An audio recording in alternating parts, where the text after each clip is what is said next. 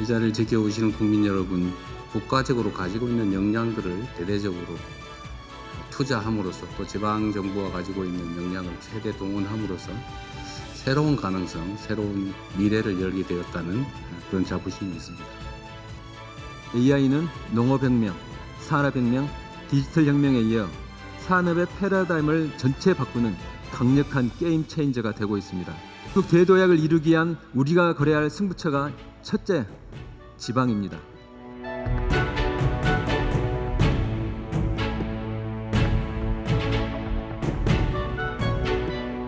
여러 지역 중 전력, 용수, 인력 확보, 그리고 여러 인프라 등 많은 인센티브 지원이 기대되는 광주를 후보지로 계획하고 있습니다.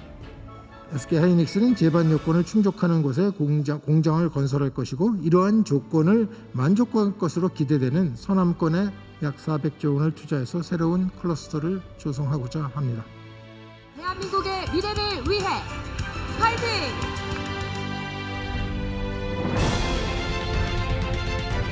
그런데 대규모 생산 시설과 핵심 인프라가 서남권에 국한돼서 강원도 소외론이 제기되고 있는 상황입니다. 3대 메가 프로젝트, 강원도는 소외되는 것인지, 이것을 기회로 강원은 새롭게 도약을 할 수 있을지, 강원 정치권은 어떻게 받아들이고 있는지 오늘 논의해 보겠습니다.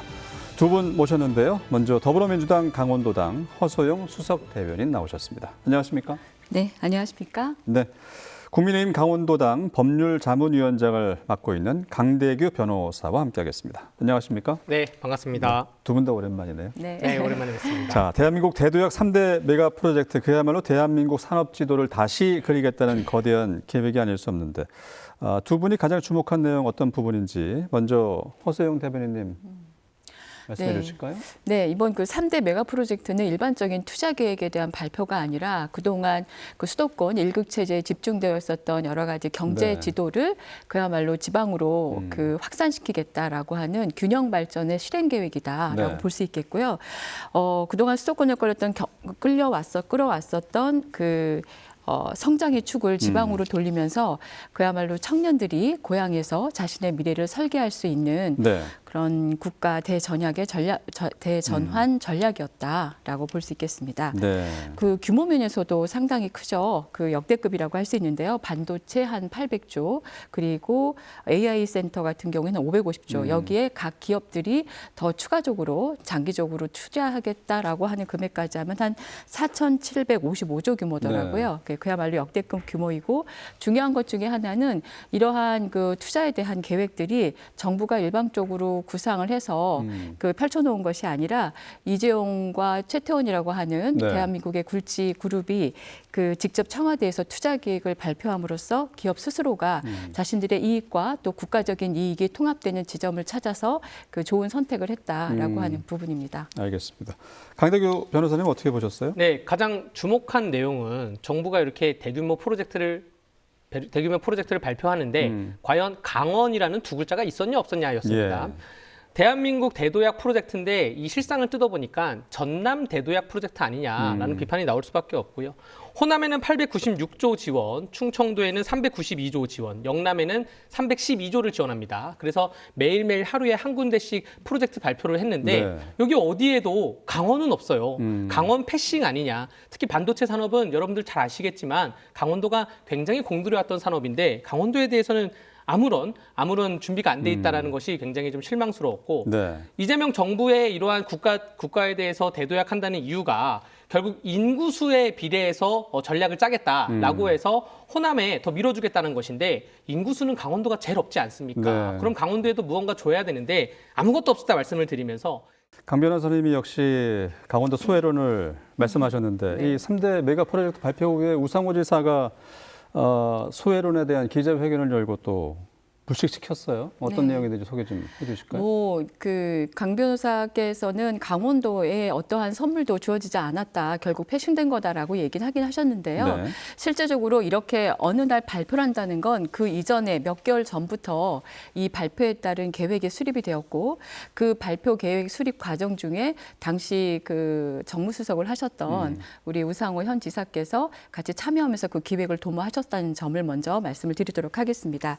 아시다시피 우상호 지사는 이미 후보 시절부터 그 기업을 언급하지는 않으셨지만 그 굴지의 두 기업의 고위 의사결정자들과 AI 데이터 센터를 그 동해와 네. 또 그 강릉 지역에 유치하도록 하겠다라는 뜻을 이제 밝혀왔고요. 실제로 그런 물밀 작업의 결과가 지금 이제 드러나고 있습니다. 취임 첫날 7월 1일부터 그 AI 데이터 센터 추진단을 그 도의 첫 번째 기구로서 설립하는 것을 1호 결제안으로 네. 하셨고 또 그보다 앞서서 이제 메가 프로젝트 중에서 강원이 제일 먼저 시작할 것이다라는 의지도 보이셨습니다. 그리고 어제 7월 6일에는 강원도와 동해 GS그룹 3자가 동해 AI 데이터 센터를 위한 MOU를 체결했고 네. 이 그 기업과 지자체 간의 MOU는 메가 프로젝트 중에 들어와 있는 여러 자치단체 중에서 가장 빠르게 그 진행된 최초의 MOU다라고 말씀드리겠습니다. 정리를 해보면 강원도는 3대 메가 프로젝트에서 소외된 것이 아니라 전국에서 가장 먼저 실행 단계에 들어간 지역이다라는 것이고요. 그다음 또 이런 그 소외로는 사실상 그 팩트라기보다는 일종의 정치적인 프레임이다 이렇게 보고 있는데요. 반도체 펩티드 많이 우리 그 김진태 전 지사께서 이제 노력은 하셨지만 잘 안 되지 않았습니까? 이 반도체 펩티드는 실질적으로 대규모 용수와 전력량 그리고 이 완공되기까지 소요되는 시간이 상당히 깁니다. 네. 성과를 금방 보기 되게 어려운 것인데요. 반면에 AI 센터는 강원도가 가지고 있는 기존의 에너지라든지 여러 가지 그 입지 조건을 가지고 활용할 수 있는 어떻게 보면 강원 맞춤형 메가 프로젝트다. 그렇게 배정이 된 거다라고 볼 수가 있겠습니다. 네. 그리고 다른 지역과 달리 이미 이제 강원도는 그 GS라는 그룹과 먼저 MOU를 시작했기 때문에 소외됐거나 패싱당했다거나 하는 의견은 성립되지 않는다라고 생각합니다. 네, AI 데이터 센터가 강원도에서 먼저 시작이 됐다 이런 말씀이시고 이 프로젝트 국민의힘 내에서 뭐 정치적인 목적에 따른 지역 갈라치기다 이런 의견이 네. 많잖아요. 여기에 대해서도 좀 말씀해 주실까요? 우리 앵커님께서 정치적 목적이라고 말씀하셨는데 구체화된 목적은 결국 이재명 대통령의 공소 취소입니다. 이 정권의 파이널 퍼포즈는 공소 취소예요. 그래서 8월 17일 더불어민주당 전당대회를 앞두고 다음 당대표가 되는 사람이 대통령과 가까운 사람이 돼야지 공소 취소 특검법에 대해서 선도적으로 나갈 수가 있는데 그러려면 광주 전남이 더불어민주당 당원표가 가장 많기 때문에 네. 그래서 지방선거 끝나고 8월 17일 전당대회 이전에 부랴부랴 이 메가 프로젝트를 발표를 한 것이고요. 동해 GS 관련된 것은 이 사건 메가 프로젝트하고는 전혀 관련이 없습니다. 이미 몇 달 전이 아니라 그 이전부터 GS가 거기에 부지가 있고 화력발전소가 있기 때문에 네. 나왔던 얘기인 거지 이 메가 프로젝트하고는 거의 상관이 없다. 그냥 네. 우겨 넣은 것이다 라고 말씀을 드리고 이 메가 프로젝트의 핵심은 AI 센터는 전국에다 나눠준다는 거예요. 전국에 나눠주는데 강원도는 아까 말씀드렸다시피 이미 건설 중인 게 있는 것이고요. 그리고 반도체가 어디로 가느냐가 이 메가 프로젝트의 핵심인데 그 부분에서는 강원도가 전체적으로 패싱을 당했고 더불어민주당 우상호 강원도지사가 정무수석 때부터 이 얘기를 같이 논했다? 그랬는데도 메가 프로젝트 발표가 호남, 충청, 영남에만 집중돼 있다? 이거는 붕괴할 일이죠. 저는 굉장히 붕괴하고 있습니다. 네, 대국민 보고에서 강원도하고 제주도가 좀 빠졌어요. 네. 거기에 대한 붕괴를 하는 것이죠. 네. 예. 그 권역별로 돌면서 하지 않았습니까? 네. 돌면서 하면서 기업 총수들 옆에 그 데리고 다니면서 같이 돌았는데 강원도 근처에도 안 왔습니다. 도민들도 이런 거에 대한 소외감을 좀 느끼지 않을 수가 없는데 뭐 네. 차후에 어떤 다른 차원의 보고서가 예정돼 있는 건 없죠? 뭐 그런 보고 형태는 아니지만 네. 실질적으로 언급을 최근에 네. 그 간담회 하시면서 언급을 하셨습니다. 강원도, 세종 이렇게 포함된 발언을 네. 분명히 하셨고요. SK도 그 지금 구체적으로 투자 계획들을 추가 더 논의를 하고 있고 지금 그 말씀하신 거 지금 우리 강대규 변호사가 말씀하신 게 바로 저는 과도한 정치적인 프레임이다라고 규정을 지을 수 있겠다라고 볼 수 있습니다. 뭐 대통령의 공소 취소라든지 이런 것 것들에 앞서서 대통령도 그렇고 민주당 우리 정당으로서의 민주당도 그렇고 가장 중요한 건 대한민국의 미래 먹거리를 어떻게 마련할 것인가에 대한 고민이고 그동안 일극 체제에 집중되어 왔던 이 구조들을 깨지 않으면 미래 먹거리나 어떠한 신산업들이 나온다 하더라도 지속될 수 없겠다라는 절절한 마음에서 그야말로 그 절절한 마음 상이죠. 그 절절한 마음이 드러나는 장면 중에 하나가 이 최태원과 그 이재용 두 회장이 이제 PPT를 하고 났을 때 우리 그 이재명 대통령께서 정말 폴더 인사를 하셨습니다. 두 분께. 그러니까 그 절절함이 드러나는 거죠. 사실상 기업은 어떤 억압이라든지 뭐 이런 거에 의해서 그 자기네 입지 몇백조나 몇천조에 달하는 그런 그 예산이 소요되는 그 공장이나 기업의 그 입지들을 쉽게 결정하지 않습니다. 이익이 되는 쪽으로 간다는 얘기죠. 요즘에 어느 시대입니까?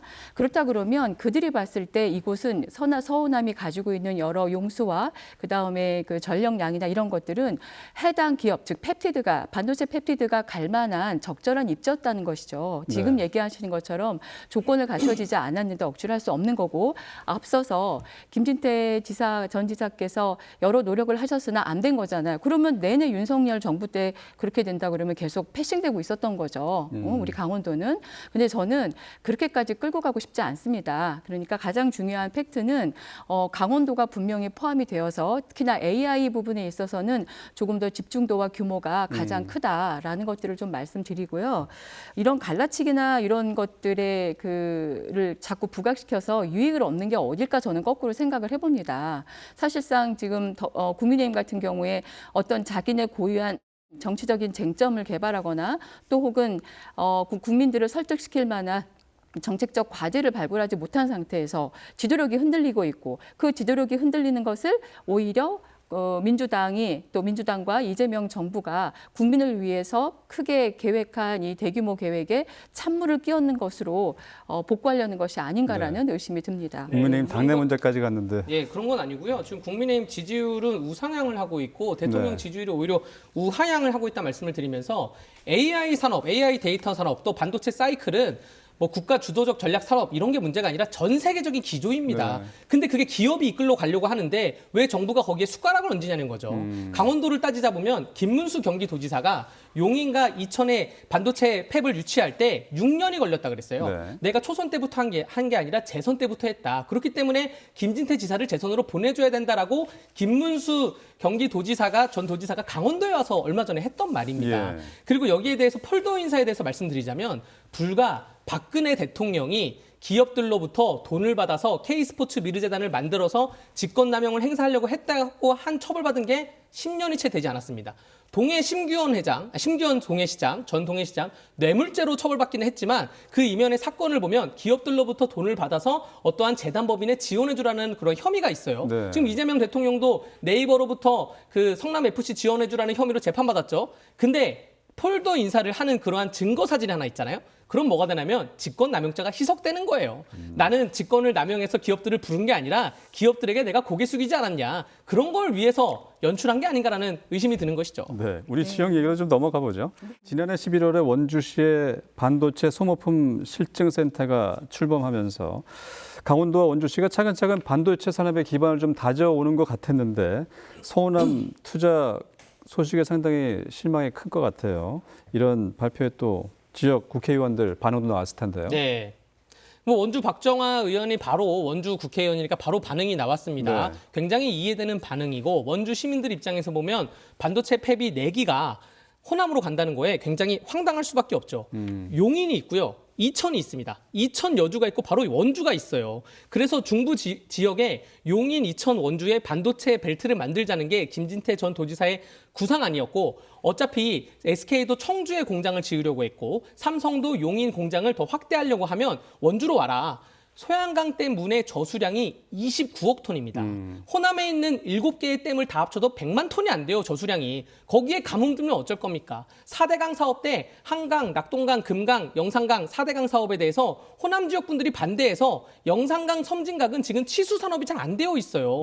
한강의 북쪽인 북한강, 우리 소양강댐 치수 산업 잘 되어 있지 않습니까? 그래서 서울부터 춘천까지 자전거 타고 또 올 수가 있잖아요. 그리고 지금 오늘 방송 날짜 기준으로 발표에는 강훈식 비서실장 발표에 의하면 광주에 군 공항 부지를 거기를 반도체 공장을 짓는다고 합니다. 그렇죠. 광주의 군 공항 부지가 여러분들 춘천시로 치자면 강원대 같은 부지예요. 도심지 한복판에 있는 부지입니다. 근데 반도체 공장이 들어오려면 변전소가 들어와야죠. 용수가 들어와야죠. 도심지 한복판에 반도체 공장을 어떻게 짓니까? 굉장히 좀 황당한 말을 하고 있어서 과연 이게 가능한 것인가라는 그런 의문이 계속 들 수밖에 없는 문제입니다. 네. 그렇기 때문에 강원도 사람들이 강원도는 변전소도 있고 송전탑이 동해안전력이 수도권으로 가는 송전탑도 있고 물도 충분하고 준비도 되어 있고 인력들에 대한 교육원도 설치되어 있는데 왜 강원도에는 아무런 언급도 하지 않냐. 4기 중에 1기라도 강원도로 보냈으면 그러면 강원도 사람들이 이렇게 붕괴하지도 않습니다. 네, 역시 기업 총수와의 대통령과 만남 이후에 호남권으로 일사천리로 진행됐다는 거에 비판 의식이 네. 박정호 의원 측에서 나왔었고 이번에 당선된 원주 구자열 시장의 입장도 상당히 궁금한데요, 대변인님. 네, 앞서서 그 말씀하신 것 중에서 좀 수정을 해야 될 것에서 좀 언급을 드리도록 하겠습니다. 반도체 펩티드 한 기당 필요한 하루 그 용수가 13만 7천 톤입니다. 한 기가. 근데 이제 4기가 작동이 돼야 되니까 실제적으로는 한 54만 한 8천 톤 정도가 필요한데 이 정도 용수를 확보하는 것은 이제 한 지역에서 어려운 거죠. 그래서 그런 그 용수량들이 서로 연결될 수 있는 서호남 지역이 조금 더 유리한 여건이 되는 겁니다. 각종 댐들이나 이런 네. 것들이. 그래서 그 부분은 좀 확인을 드리고 실제로 송전탑이 있다고 했는데 사실 우리가 갖고 있는 송전탑은 그 동해안의 수도권에 있는 송전탑이 지금 미완성 상태예요. 그래서 그마저도 방향이 그 수도권에서 동해에서 수도권으로 보내는 방향이기 때문에 그 도내에서 산업단지에서 쓰기 위해서는 다른 그런 전력망을 새로 구축해야 된다는 것입니다. 그래서 지금 정말 중요한 거는 우리가 지금 갖추고 우리에게 투자하기로 했던 여러 AI 그 데이터 센터와 관련된 기업과 이 산업들을 오히려 네. 활성화시키는 것이 더 가능하고 필요한 우리의 노력들이지 지금 다른 지역에 이러이러한 것들이 배치가 됐는데 우리는 왜 그걸 안 주느냐라고 얘기하는 건 이미 이제 흘러간 물에 발 담그는 거라고 생각을 합니다. 네. 이제 더불어서 우리 구자열 시장 같은 경우에는 초점을 이렇게 뒀습니다. 우리가 지금 갖고 있지 않고 또 새로이 규모화시킬 수 없는 반도체 펩티드의 그 펩에 그 관심을 갖는 것보다는 반도체 산업 육성 기조는 유지하지만 소부장 기업 유치에 조금 네. 더 초점을 두자라고 한 입장입니다. 아시다시피 용인 반도체 클러스터가 지금 포화 상태에 있어서 그거 포화 상태에 있어서 더 확장은 못하지만 수도권 반도체에서 가장 그래도 말씀하신 것처럼 가까운 소부장을 될 수 있는 것은 이제 원주가 가장 유력하지 않습니까? 그래서 그 후방 지원 거점으로서 그 원주가 그 역할을 하겠다는 것이고요. 네. 뭐 반도체 교육원 또 미래차 반도체 검증센터 또 소모품 실증센터 같은 것들이 이제 준공을 앞두고 있기 때문에 네. 그런 기반들, 그 좋은 인력들과 또 여러 소부장과 관련된 검증 시스템들, 공급망을 제공하는데 중요한 거점의 역할을 할 수 있다. 그것으로 실익을 확보하겠다는 다른 입장입니다. 지역과는 차별화된 전략으로 가겠다 이런 얘기죠. 그렇죠. 예. 그래서 없는 것에 계속 목말라 하고 요청하는 것보다 있는 것을 더 얼만큼 더 강화하고 확실하게 그 스탠스를 확보하느냐. 저는 그거 참 중요하다고 네. 생각합니다. 원주에 소부장이 있는 이유는요. 뭐 김진태 도지사의 뭐 전략도 있었지만 용인 이천에 반도체 공장이 있기 때문에 네. 원주에 소부장이 있는 거예요. 반도체 공장이 호남으로 가잖아요. 원주에 소부장이나 혹은 인력센터가 있을 이유가 없습니다. 그 주변에 있는 뭐 구례건, 곡성이건, 광양이건, 장흥이건 이런 데 두겠죠. 근데 지금 호남으로 반도체 공장 4기가 신설로 간다고 하면 원주에 있는 그 소부장 유치도 없어지는 거예요. 왜냐하면 소부장이라는 그런 걸 만들어서 반도체 공장으로 차를 타고 가지 않습니까? 네. 이게 만약에 가다가 사고라도 발생하면 수십억이 순식간에 날아갑니다. 반도체 공장이 잠시라도 멈추면 날아가는 거예요. 미국에서는 반도체 공장 지을 때 가장 어떤 거를 가장 쟁점으로 두냐면 토네이도가 있는 지역이냐 없느냐 이런 걸 쟁점에 둬요. 왜냐하면 물이나 전기는 뭐 당연한 것이고 그리고 그 이외에 이거를 이동했을 때 사고가 발생할 것이냐 아니냐 이걸 두는데 원주에 있었던 이유는 용인하고 가까우니까, 네. 이천하고 가까우니까, 청주까지도 우리가 갈 수 있다 이런 것이고 이게 만약에 광주로 가잖아요. 그럼 굳이 왜 원주에서 소부장을 만들겠습니까? 그래서 이게 앞뒤가 안 맞다는 말씀을 저는 계속 드리는 겁니다. 네. 그런데 용인에 있는 반도체 클러스터가 사라지는 게 않지 않습니까? 계속 유지되는 거잖아요. 현재까지는 가장 큰 규모로 있는 것이고 반도체 공장이 완성될 때까지는 10년에서 15년 가까이가 걸리는 일이고요. 그러니까 그 시간 동안에 우리가 조금 더 고급하고 더 전문적인 기술과 여러 가지 소부장에 필요한 환경들을 더 구축해 놓으면 원주가 더 훨씬 더 그 중심 도시로서 역할을 할 수 있을 거라는 거죠. 지금 그렇게 말씀하신 것처럼 마치 용인에 있는 클러스터도 사라져버리고 모든 것이 서운함에 몰빵이 되어버려서 우리는 진짜 뭐 손가락 빨개 생겼다 이런 네. 식으로 얘기하시는 거는 너무 좀 지나친 표현이신 것 같습니다. 9년 예. 말씀하셨는데 대통령실에서는 이걸 5년 안에 끝내겠다는 거 아닙니까? 속도를 내겠다는 거죠. 네, 5년 안에 네. 사실 변전소 설치만 하더라도 한국전력의 표준 공시에 의하면 9년인데 네. 부지 선정이 2년인데 나머지 7년이고 부지 선정이야 광주 군공안을 한다고 강원식 비서실장이 발표를 했으니까 2년을 지운다 하더라도 남은 7년인데 대통령실에서는 5년 안에 한다고 하는데 시간을 두고 보자.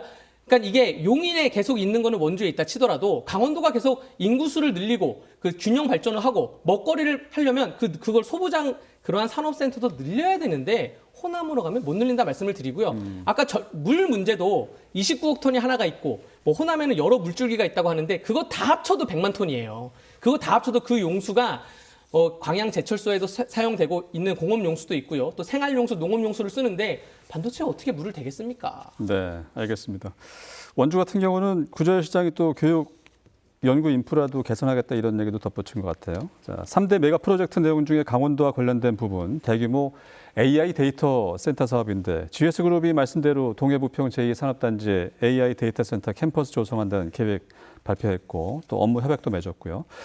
용수와 전력 공급에 문제가 있어서 아직 시기를 정하지 못했지만 이 SK그룹 데이터 센터로 강릉시 일대를 검토하고 있는데 3대 메가 프로젝트 사업에서 강원권에 가장 먼저 업무 계획을 맺고 추진되고 있는 것이 GS 동해전력. 네, 맞습니다. 동해 AI 데이터 센터잖아요. 네. 석탄 화력 발전소 연결하겠다는 전략인데 네, 네. 어떤 장점이 있고 센터 규모 등등 뭐 말씀해 주실까요?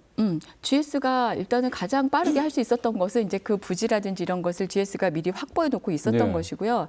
다만 GS가 여기서 무엇을 할 거라는 것을 먼저 규정짓지는 않았었습니다. 그런 과정에서 국가적으로 이런 대규모 프로젝트를 실시하고 이것이 마치 이제 마중물이 되어서 그러면 여기에 우리는 전력도 있고 또 용수도 확보하고 있으니 여기에 바로 그 AI 데이터 센터를 하겠다라고 네. 하는 결정을 되게 빠르게 내릴 수 있었고 또 이행도 쉽게 될 수 있었을 것 같습니다. 지금 계획으로는 2027년 말까지 1단계 100메가와트급의 데이터 센터를 구축할 계획이고요. 예. 29년까지 최종 2.4기가와트의 전체 AI 데이터 센터 캠퍼스를 이제 완공할 계획이 있고요. 예. 이렇게 그 GS그룹이 속도전을 내고 이제 이럴 수 있었던 여러 입지 조건들이 이제 마침 강원도에 있었던 것, 그것이 그 큰 이제 좀 쟁점이 될 수 있었던 것 같습니다. 뭐 대규모로 전력을 끌어다 줄 수 있는 여건, 그 다음에 그것을 그 여건과 마련된 그런 가장 어려운 것 중에 하나가 전력망이잖아요. 네. 이제 그 리스크가 없다는 것 또한 가장 큰 쟁점이죠. 예. 석탄 화력 발전소가 연결되니까 네네. 여기에 대해서 예. 어떻게 보세요? 여기에 대해서는 일단은 이철규 의원에 대한 칭찬을 아니할 수가 없습니다. 네. GS가 하고자 했던 사업이 아까 허소영 대변인님 말씀하신 것처럼 이 부지에는 AI 데이터 산업을 하고 싶다라고 했는데 이건 벌써 몇 달 전 일이에요. 근데 그 부지가 수소산업특구입니다. 에카 수소산업단지예요. 수소산업특구이기 때문에 수소산업밖에 못합니다. AI 데이터 센터를 못하도록 되어 있어요. 그래서 이철규 의원이 입법조사처하고 머리를 맞댄 거죠. 네. 이 수소산업단지 특구가 이게 규제법이냐 육성법이냐 그렇게 해서 육성법이라는 그러한 유권 해석을 받아냅니다. 그래서 이거를 GS에 전달하면서 이미 몇 달 전부터 진행을 하고 있는데 이게 도장을 안 찍었으니까 발표를 안 한 거예요. 도장 네. 찍기 전에 발표하면 안 되거든요. 근데 여기서 강원도 우상호 도지사가 또 도와주실 목은 일반 산업단지에서 이거 업종 지정을 또 해줘야 되거든요. 네. 그 이외에 또 인허가 문제 이런 거는 강원도에서 발빠르게 또 도와줬으면 하는 바람이 있습니다. 국민의힘이 먼저 추진한 사업이다. 여기에 대해서 할 말씀이 있으실 것 같아요. 모든 정치인들 특히나 이제 사실 동해안권이 그동안 이제 저발전되어 네. 있었고 이 지역이 수소 발전 특구였었던 건데 이것을 좀 용도를 변경해서 그 새로운 이제 그야말로 미래 산업으로 이제 전환시키는 데서 뭐 이철규 의원이 애쓰셨다면 그것도 너무 감사한 일이죠. 네. 이것을 뭐 앞서거니 뒤서거니 누가 무겁게 했느냐 안 했느니 하는 그런 유치한 논쟁보다는 지역 발전을 위한 당이 그렇죠. 없죠. 네. 너무 뭐 당에 관계없이 일단 서로 애썼고 또 애썼는데 마침 이게 마중물이 되었다는 것 또한 그 바뀔 수 없는 사실이라는 것도 기억해 주시기 바랍니다. 네.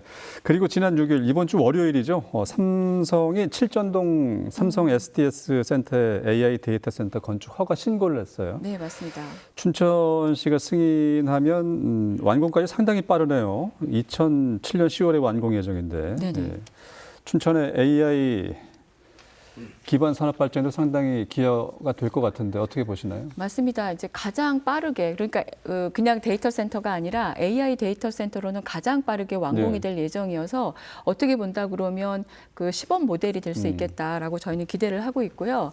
이런 것들도 마침 이런 분위기를 만드는 것, 이런 산업을 조성하고 이렇게 투자를 하겠다라고 하는 국가적인 그런 결정과 의지들이 네. 바로 기업으로 하여금 그럼 우리 이거 해보겠어라고 하는 것을 촉발시켰다는 측면에서 본다면 역시나 이재명 대통령의 이 결정이 그 강원도 내에 기업들의 투자를 더 활성화시키고 또 가장 유효한 방식으로 기업의 투자가 이루어질수록 하는데 큰 영향을 미쳤다라고 봅니다. 네, 어떻게 보십니까? 네, 변호사님? 삼성전자와 삼성 SDS는 법인이 이제 분리되어 있는 회사인데 우리 춘천 시민들께 좀 설명을 좀 드리고 싶어요. 네. 우리 춘천 시민들은 저 구봉산 가장 금싸라기 땅에 네이버의 데이터 센터가 와 있는데 이게 과연 취업률에 관련이 있는 거냐, 뭐 하는 곳이냐 저희가 도대체 라는 궁금증을 많이 드시면서 데이터 센터가 들어와 봤자 뭐 어떤 상근 인력이 있거나 이런 건 아니지 않냐라는 그러한 그 다른 시선을 바라보고 계시는 네. 분들도 있는데 스토리지형 데이터 센터, 그러니까 저장형 데이터 센터와 AI 데이터 센터는 다릅니다.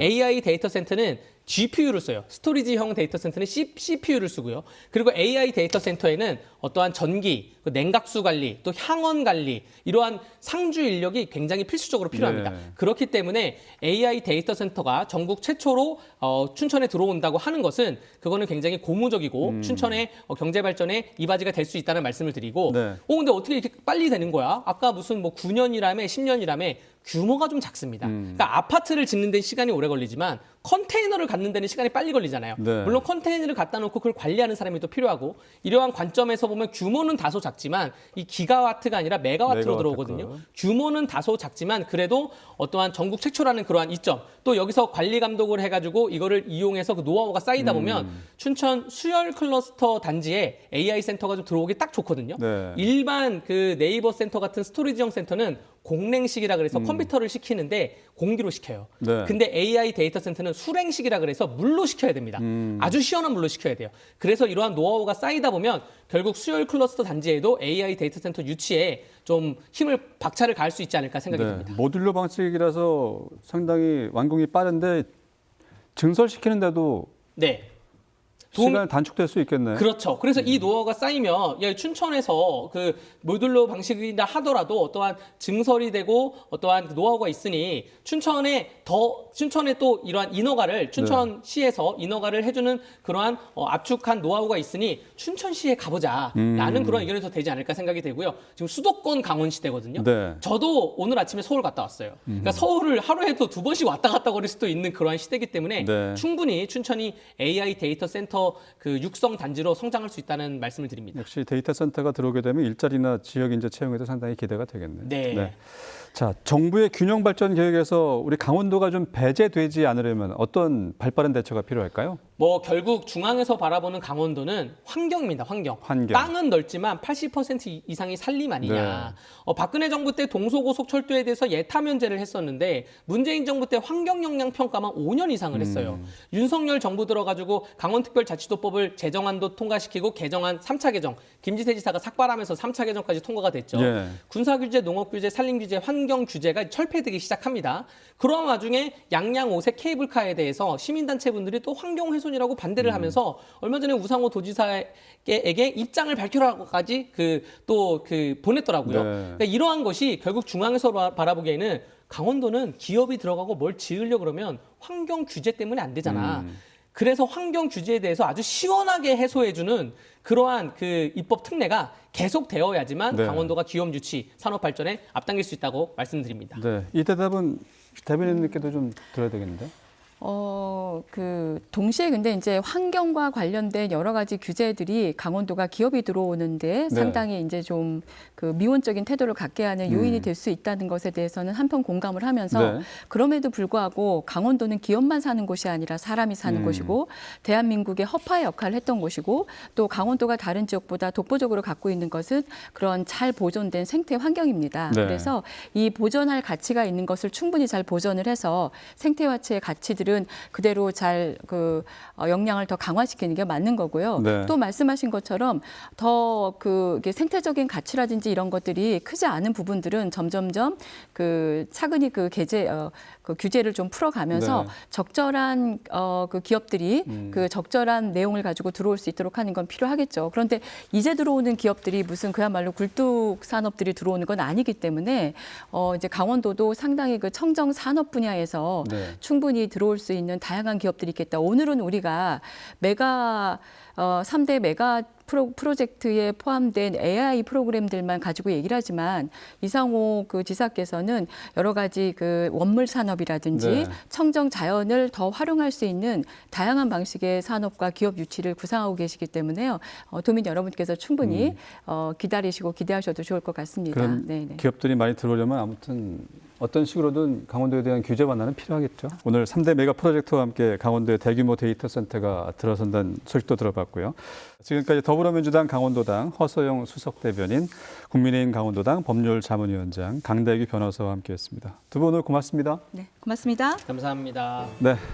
대한민국 대도약 3대 메가 프로젝트 지역균형 발전에 새로운 이정표가 될 수 있겠지만 많은 논란과 비판, 우려가 있습니다. 그만큼 소외된 지역에 대한 보완책이 반드시 마련돼야 되겠습니다.